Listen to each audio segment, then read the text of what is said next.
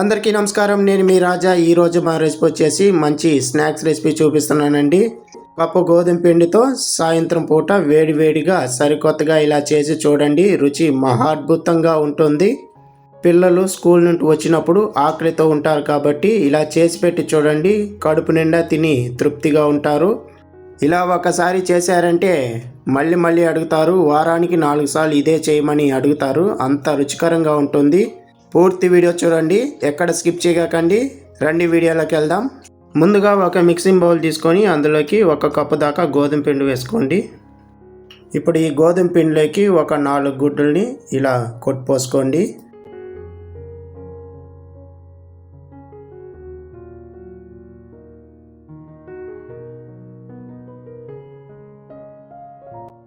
ఇప్పుడు ఒక మిక్సర్ కానీ లేకుంటే స్పోక్ స్పూన్ కానీ తీసుకొని ఈ పిండి అంతా గుడ్లో మిశ్రమం అయ్యేంత వరకు బాగా కలుపుకోవాలి.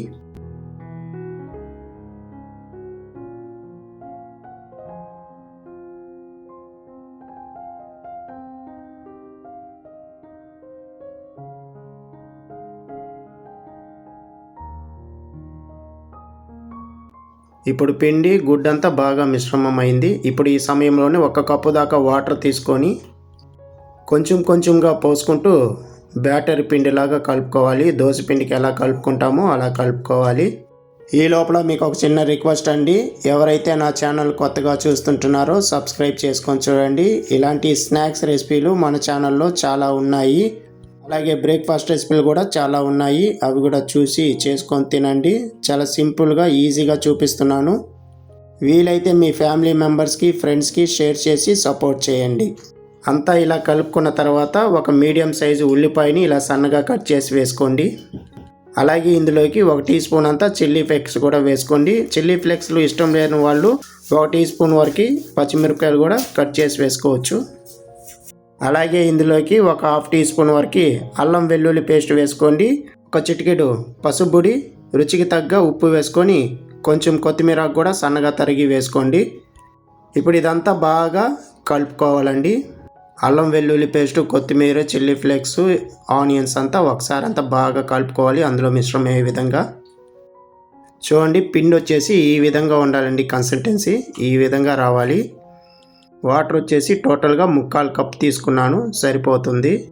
స్టవ్ మీద ఒక ప్యాన్ పెట్టుకొని నూనె వచ్చేసి కొంచెం రాసుకోండి ప్యాన్ పైన. ఇలా రాసుకున్న తర్వాత ఒక 2 గరిటెల దాకా పిండి వేసుకోండి. ఇలా లైట్గా స్ప్రెడ్ చేసేయండి. మూత పెట్టుకొని ఒక 2 నిమిషాల పాటు సన్న మంట మీద కుక్ చేసుకోవాలి.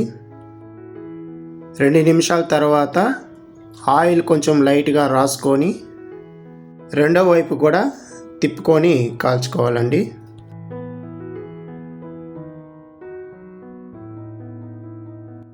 మళ్ళీ మూత పెట్టుకొని ఒక 2 నిమిషాల పాటు కుక్ చేసుకోవాలి సన్న మంట మీద. 2 నిమిషాల తర్వాత చూపిస్తున్నాను చూడండి ఎంత పర్ఫెక్ట్గా వచ్చిందో. ఇదే విధంగా మిగతాటి కూడా అలాగే చేసుకోవాలి. రెండోది కూడా నేను చేసి చూపిస్తున్నాను చూడండి. కొంచెం ఆయిల్ రాసుకొని ఒక 2 గరిటెల దాకా పిండి వేసుకోండి. సేమ్ ప్రాసెస్ని ఫాలోఅప్ చేయండి.